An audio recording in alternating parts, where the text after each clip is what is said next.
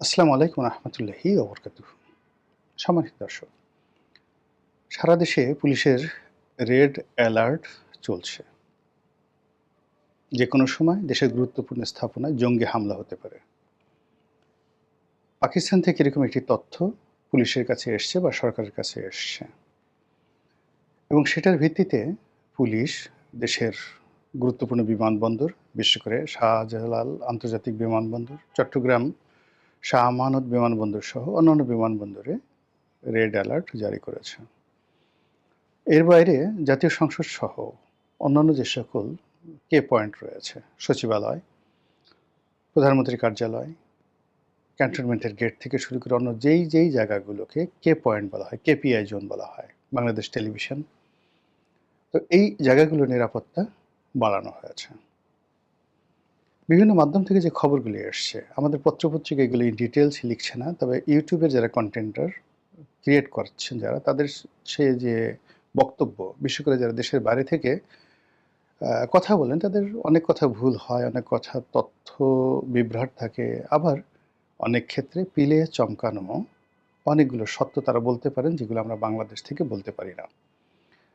ফলে দেখা গেল যে সেই আমাদেরকে অনেক গুরুত্বপূর্ণ বিষয়ের জন্য অনেক সময় এই বিদেশি যারা কন্টেন্ট ক্রিয়েটর রয়েছেন, আমাদের বাংলাদেশি যারা বিভিন্ন পত্রপত্রিকা দেশের বাইরে আছেন, আমাদের বাংলাদেশি যারা আওয়ামী লীগ করেন বা অনেক হয়তো জামাত করেন, অনেক হয়তো নন্দিত, অনেকে নিন্দিত, অনেকে পরিচিত, অপরিচিত, কিন্তু সামহাও ইন্টারনেটে তারা মাঝে মধ্যে এমন সব অদ্ভুত এবং অপ্রিয় তথ্যগুলো সামনে নিয়ে আসেন, যেগুলো এই মুহূর্তে সরকারের জন্য ক্ষেত্রবিশেষে অত্যন্ত উপকারী হয়ে পড়ে।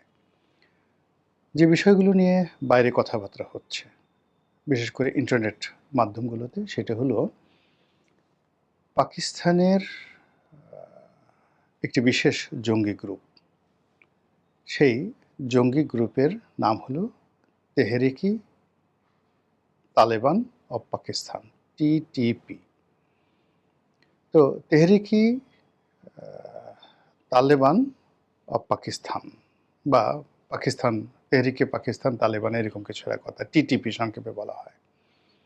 এরা মূলত আফগানপন্থী একটি জঙ্গি গ্রুপ, যারা পাকিস্তানের ওয়াজিরিস্তান নামক যে প্রদেশটি রয়েছে, সেই প্রদেশে একটি তালেবানি সরকার, সারিয়া ভিত্তিক তালিবানি সরকার প্রতিষ্ঠা করতে চায়। এজন্য তারা সরাসরি পাকিস্তান মিলিটারির বিরুদ্ধে যুদ্ধ করছে, সিভিল সার্ভিসের বিরুদ্ধে যুদ্ধ করছে, এবং ওখানে পাকিস্তান কেন্দ্রীয় সরকারের সমস্ত যে অ্যাডমিনিস্ট্রেশন, সেটা তারা ভেঙে চুরমার করে দেওয়ার জন্য চেষ্টা করছে, এবং তাদের এই পক্ষে যুদ্ধ করার জন্য সারা পৃথিবী থেকে তারা জঙ্গি থেকে ভাড়া করে নিয়েছে, এবং বাংলাদেশ থেকেও তারা প্রচুর জঙ্গি তারা এখান থেকে নিয়ে গেছে। এরকম কিছুদিন আগে পাকিস্তান সরকার প্রায় ৩৫ জন না ৪০ জন বাংলাদেশিকে সেখান থেকে গ্রেপ্তার করেছে এই টিটিপির সঙ্গে সংযুক্ত থাকার কারণে। এটি হলো পুরনো খবর। রিসেন্টলি পাকিস্তান যেটা বলছে সেটা হলো, যেহেতু বাংলাদেশে তাদের তৎপরতা এখন বেশি চলছে, পাকিস্তানের সঙ্গে বাংলাদেশের সম্পর্ক বাড়ছে, তো এখানে অনেক গোয়েন্দা তথ্য বিনিময় হচ্ছে। একটা সময় আইএসআই এর কর্মকাণ্ড বাংলাদেশে বলতে গেলে ছিলই না, ফলে ডিজিএফআইয়ের সঙ্গে আইএসআই এর যে অতীত সম্পর্ক, সেটা হয়তো একটা কাট আপ ছিল, কিন্তু এখন এই সময়টিতে এসে সেই সম্পর্কটি আবার স্বাভাবিকভাবে ঝালাই হচ্ছে। তো সেই দিক থেকে পাকিস্তানের পক্ষ থেকে নাকি বলা হয়েছে যে বাংলাদেশের যে একটি বিশেষ বাহিনীতে আইনশৃঙ্খলা রক্ষাকারী একটা বিশেষ বাহিনীতে এই তারা নাম ধাম তথ্যপত্র সহ টিটিপির বেশ কয়েকজন সদস্য, জঙ্গি সদস্য, তারা ওই বাহিনীতে আছে, এবং বাহিনীর মধ্যে তারা এই আদর্শ প্রচার করছে, এবং সেই বাহিনীকে ব্যবহার করে বাংলাদেশে যে কোনো সময় একটি অপতৎপরতা মানে সন্ত্রাসী কর্মকাণ্ড চালানোর জন্য তারা চেষ্টা করছে। যেহেতু আমাদের দেশে খবরটা প্রকাশ্যে আসেনি, ফলে এটা এখনো পর্যন্ত 50-50, জাস্ট মুখে মুখে আলাপ আলোচনা হচ্ছে। কিন্তু সরকারও অনেক কথা বলে ফেলছে, কেউ কেউ আবার, অনেকে আবার কোনো কথা তারা গোপন রাখার চেষ্টা করছে। সেই বিশেষ বাহিনীটি কোন বাহিনী, কারা কারা সেখানে গ্রেপ্তার হয়েছে, কারা কারা কী হয়েছে, এগুলো মোটামুটি আপনারা যারা ইন্টারনেটে রাজনীতিতে দেখেন তারা বুঝে গেছেন। আমি সেই বিষয়গুলো নিয়ে কোনো বিভ্রান্ত তৈরি করব না। আমি শুধু বিভ্রান্ত নিরসনের জন্য দুটো বিষয় বলতে চাই যে বাংলাদেশে আসলে জঙ্গি আছে কিনা বা জঙ্গি তৎপরতা বাড়ছে কিনা বা জঙ্গি কোনো হুমকি আছে কিনা, এবং এটা নিয়ে সাম্প্রতিক সময়ে সরকারের দুজন কর্তা ব্যক্তি, একজন প্রধানমন্ত্রীর উপদেষ্টা ডক্টর জাহেদ, আরেকজন হলো স্বরাষ্ট্রমন্ত্রী জনাব সালাউদ্দিন। তাদের দুজনের কথাবার্তা, সালাউদ্দিন সাহেব বলে দিয়েছেন যে বাংলাদেশে কোনো জঙ্গিবাদ নেই, জঙ্গি শব্দটাই খারাপ, খুবই ভয়ঙ্কর একটা শব্দ। আবার তিনি আরও বলেছেন যে এখানে থাকতে পারে উগ্র মতবাদের বিভিন্ন গোষ্ঠী থাকতে পারে, আমরা তাদের বিরুদ্ধে ব্যবস্থা নিচ্ছি। ব্যাপারটা খুব সাধারণ এবং মিনিমাইজ করার তিনি চেষ্টা করেছেন। অন্যদিকে ডক্টর জাহিদ তিনি যেটা বলেছেন, জাহিদুর রহমান তথ্য উপদেষ্টা, তিনি প্রধানমন্ত্রী, তিনি বলেছেন যে বাংলাদেশে জঙ্গি আছে, বাংলাদেশের জঙ্গি আছে এবং এই জঙ্গিরা ডক্টর মোহাম্মদ ইউনূসের জমানাতে সংগঠিত হয়েছে। খুবই মারাত্মক। মানে এখানে আওয়ামী লীগ আমলের নরমালি যেটা হয়, নতুন একটা সরকার যখন ক্ষমতায় আসে তখন তারা আগের সরকারকে, মানে তাদের যে রাজনৈতিক প্রতিপক্ষ তাদেরকে তারা দায়ী করার চেষ্টা করে। তো সেই ক্ষেত্রে ডক্টর মোহাম্মদ ইউনূস জমানা দ্বারা বিএনপি মূলত বেনিফিটেড। ফলে সে যদি দায়ী করতে হয় বলবে সবই আওয়ামী লীগের সৃষ্টি, তারা এই কাজগুলো করে গেছে। এগুলো না করে ডক্টর জাহিদুর রহমান যেটা বলেছেন সেটা হলো ইউনূসের জমানাতে এই জঙ্গি গ্রুপগুলো একত্র হয়েছে, ইউনাইটেড হয়েছে, শক্তি অর্জন করেছে। আর অন্যদিকে যদি আমরা এই যে পাকিস্তানের যে কথাটা বিদেশি ইউটিউবাররা বলছে সেটা যদি সত্য হয়, তার সঙ্গে সঙ্গে অন্যান্য যে সকল সংশ্লিষ্ট বিষয়াদি থাকে তার সাথে আবার পুলিশের যে রেড অ্যালার্ট, এটা তো ব্ল্যাক অ্যান্ড হোয়াইট, তাহলে বুঝতে হবে যে দেশের এই ক্রান্তিকালে যখন আমাদের হাওরগুলো পানিতে ডুবে যাচ্ছে, বন্যার পানিতে ডুবে যাচ্ছে, ঝড় বৃষ্টি হচ্ছে, সারা দেশে সীমাহীন বজ্রপাত, অস্বাভাবিক বজ্রপাতে সব কিছু তছনছ হয়ে যাচ্ছে, অর্থনৈতিক বিধি ব্যবস্থা রীতিমতো ভেঙে পড়েছে, সামনে বাজেট, আইএমএফ থেকে আমরা টাকা পাচ্ছি না। তো সেই সময়টাতে যদি ছোট্ট যে কোনো একটা গ্রুপ একটা দুর্ঘটনা, একটা সন্ত্রাসী আক্রমণ চালায়, ওটার ভার আমরা বহন করতে পারবো না, জাস্ট মুখ থুবড়ে পড়বে আমাদের সব কিছু।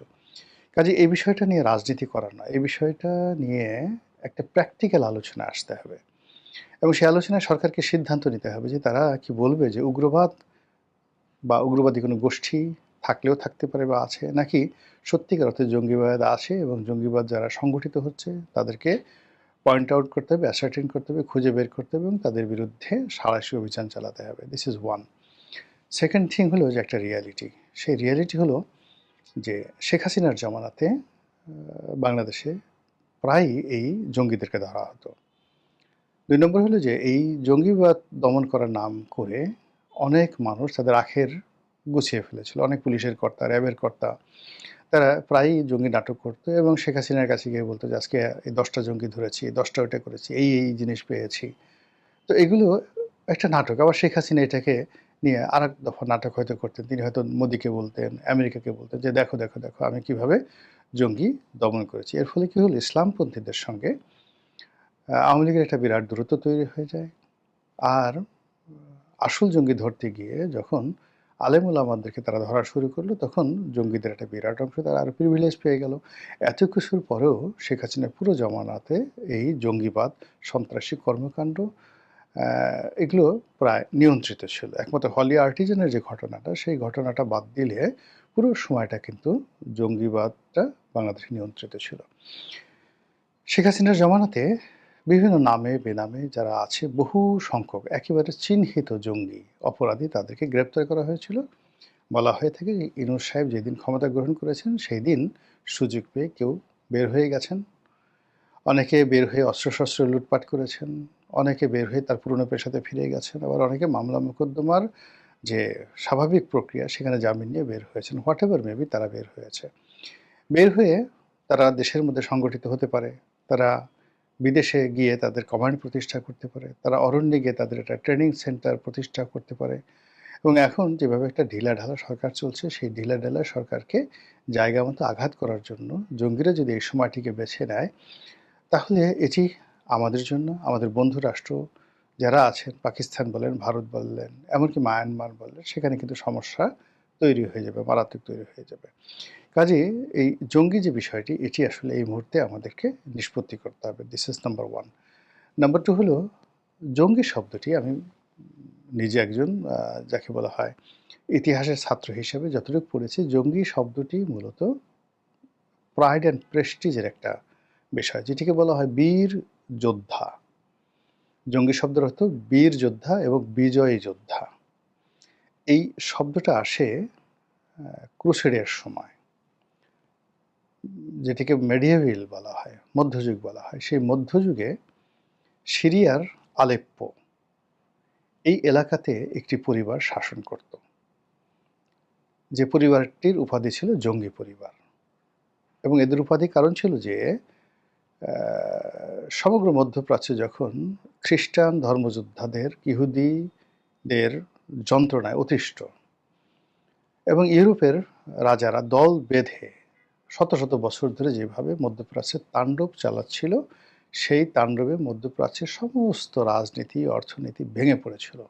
ঠিক সেই সময়টাতে এই যে সিরিয়ার যে জঙ্গি পরিবার, এই জঙ্গি পরিবার অস্ত্র হাতে তুলে নেয় এবং ক্রুসেডারদের বিরুদ্ধে তারা যুদ্ধ শুরু করে। এবং এই বংশের যারা রাজা ছিলেন, বাদশাহ ছিলেন, তাদের মধ্যে ইমামউদ্দিন জঙ্গি, নুরউদ্দিন জঙ্গি, এই দুজনের নাম খুবই বিখ্যাত। তো এই ইমামউদ্দিন জঙ্গি, নুরউদ্দিন জঙ্গি, তো তাদের যে সেনাপতি শেরকু, তিনিও খুব বিখ্যাত। শেরকুর ভাতিজা, তিনি হলেন সালাউদ্দিন আইয়ুবী। তাহলে চিন্তা করুন, সালাউদ্দিন আইয়ুবী ক্রুসেডার, যিনি ক্রুসেড বিজয়ী এবং জেরুজালেমের বিজেতা, তার চাচা ছিলেন শেরকু, ইমামউদ্দিন জঙ্গি সাহেবের, নুরউদ্দিন জঙ্গি সাহেবের, ইমামউদ্দিন জঙ্গি সাহেবের প্রধানমন্ত্রী এবং নুরউদ্দিন জঙ্গিরও প্রধানমন্ত্রী। তো সেই জঙ্গি শব্দটি আমরা ব্যবহার করছি নেতিবাচক অর্থে। তো সেই দিক থেকে উগ্রবাদ শব্দটি আরও মারাত্মক। মানে হয়তো উনি জঙ্গি শব্দটিকে মিনিমাইজ করার জন্য, এখন জঙ্গি শুনলে মানুষ রাগ হয়ে যায়। আমার একটা ড্রাইভার ছিল, নিয়মিত নামাজ কালাম পড়তো, এই লম্বা দাড়ি, মাথায় টুপি, তো লেক্সাস গাড়ি, আমার যে তখন লেক্সাস গাড়ি চালাতো, মানে একটা বাঘের মতো তাকে দেখে মনে হতো, কিন্তু একেবারে সহজ সরল মানুষ। তো একদিন সে গাড়ি চালাচ্ছে, তো পাশে অন্য একটা গাড়ির যারা লোক, ড্রাইভার বা যারা লোকজন আছে, তারা ফাউল করেছে, আমার ড্রাইভারের কোনো ভুল না। তো সে একটু মুখ বাঁকা করে তার দিকে তাকিয়েছে, কাজটা কি করলেন। তো ওই পাশে গ্লাস নামিয়ে যখন বলা হলো এই জঙ্গি, এই কথা যদি বলতে পারে, মানে আমার ড্রাইভার যিনি আছেন বয়স্ক মানুষ, তিনি পাগল হয়ে গেলেন। পারেন তো স্টিয়ারিং ছেড়ে মানে লাফ দিয়ে গিয়ে ওর একদম হলকম চেপে ধরেন। তা আমি তাকে বললাম যে আমার ড্রাইভারকে, আমার বাচ্চারা মামা মামা ডাকতেন, মামু মামু ডাকতেন। তো সবাই বলতেছে, মামা আপনি তো জীবনে 7 বছর আমাদের সঙ্গে আছেন, কোনোদিন এরকম কাজ করে নাই, স্টপ। আবার আমিও গাড়িতে বসেছিলাম, আমি ধমক দিলাম তাকে। তো এই হল অবস্থা, যে এই বাংলাদেশে এখন অনেককে যদি খালি বলা হয় তুই জঙ্গি, তাহলে কিন্তু সে রাগ করবে। কিন্তু জঙ্গি শব্দটা কিন্তু ইসলামের ইতিহাসে অত্যন্ত মর্যাদাপূর্ণ একটি সম্বোধন বা উপাধি। তো সে তুলনায় যদি আপনি উগ্র ধরেন, উগ্র শব্দ, উগ্রতার সঙ্গে আপনি যে কোনো মন্দ জিনিস জোগাড় মানে মানে সংযোগ ঘটাতে পারেন। একজন মানুষ যখন উগ্র হয়ে যায়, তখন তার বুদ্ধি থাকে না, বিবেক থাকে না, তার বিবেচনা শক্তি থাকে না। একজন মানুষ যখন উগ্র হয়ে যায়, তখন সে আপন পর কাউকে বোঝে না। একজন মানুষ যখন উগ্র হয়ে যায়, তখন সে পাগল হয়ে যায়, পাগলা কুকুরের মতো হয়ে যায়। সে যাকে তাকে ইচ্ছা সে কামড় দিতে পারে। তো এই উগ্র বলতে, এবং তিনি স্বরাষ্ট্রমন্ত্রী যেটা বলেছেন যে উগ্র একজন ব্যক্তি নয়, একটা গোষ্ঠী, গ্রুপ অফ পিপল। তো সেক্ষেত্রে যদি কোনো রাজনৈতিক দলকে ইন্ডিকেট তিনি করে থাকেন, এটা আরও অবমাননাকর। হোয়াট এভার মেবি, এখানে বক্তব্যটা হলো বাংলাদেশে উগ্রবাদ বলেন, জঙ্গিবাদ বলেন, এটা ধূমায়িত হচ্ছে, এটা সংগঠিত হচ্ছে। তারা যে কোনো একটা অকারেন্স ঘটানোর জন্য তারা বসে আছে। হয়তো তাদের সঙ্গে কোনো দেশি, কোনো বিদেশি রাজনৈতিক শক্তির সংযোগ আছে, এবং তারা আর যা কিছু করুক না কেন, তারা সরকারের কল্যাণের জন্য কোনো কিছু করছে না। এই রাষ্ট্রের সংহতি নষ্ট করার জন্য এবং সাধারণ জনজীবনকে আরও বিপদগ্রস্ত করার জন্য তারা যে চক্রান্ত করছে, সেই চক্রান্তের বিরুদ্ধে রাষ্ট্রশক্তিকে ঐক্যবদ্ধ হতে হবে এবং এই দায়িত্ব প্রধানত স্বরাষ্ট্রমন্ত্রীর। কাজেই সেই স্বরাষ্ট্রমন্ত্রী এই যেহেতু জঙ্গির যে বিষয়টি আ যেভাবে এখন আসছে, পুলিশ যেভাবে রেড অ্যালার্ট জারি করছে, এটাকে হজম করা যাবে না। এটার বিরুদ্ধে অ্যাকশনে যেতে হবে এবং সেই অ্যাকশনে যদি কোনো রাঘব বোয়ালের নাম আসে, সেই অ্যাকশনে যদি কোনো আ বক পাখির নাম আসে, সাদা উড়ে যায় বক পাখি, সাদা পাখির নাম আসে, ডাজ নট ম্যাটার। চোখ বুজে তাকে ব্যবস্থা নিতে হবে। আদারওয়াইজ সবাই আমরা কিন্তু সর্বনাশের মধ্যে পড়ে যাব। মহান আল্লাহ আমাদের সবাইকে হেদায়েত দান করুন, হেফাজত করুন। আসসালামু আলাইকুম ওয়া রাহমাতুল্লাহি ওয়া বারাকাতুহু।